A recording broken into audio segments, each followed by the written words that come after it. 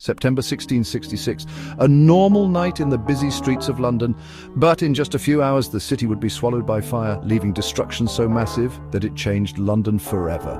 This is the story of the Great Fire of London. 17th century London was crowded, noisy, and alive with trade. The houses were built mostly of wood and tar, standing close together, almost touching. Narrow streets, wooden rooftops, and dry summer weather made the city a giant tinderbox, just waiting for a spark. On the night of September 2nd, 1666, in the bakery of Thomas Fariner on Pudding Lane, a small flame escaped the oven.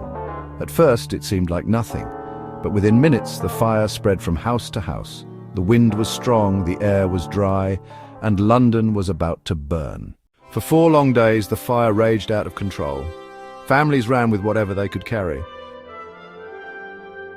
Churches, homes, and businesses all turned to ashes. Even the mighty St. Paul's Cathedral, which had stood for centuries, was destroyed in the blaze.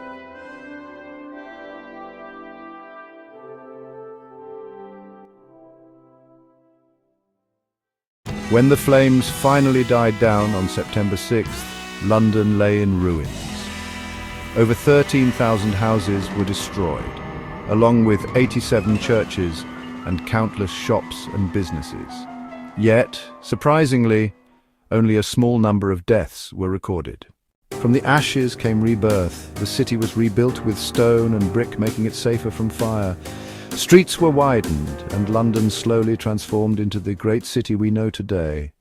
The Great Fire of London was a disaster, but also a turning point. It destroyed the old medieval city, but it gave birth to a stronger, safer, and more modern London.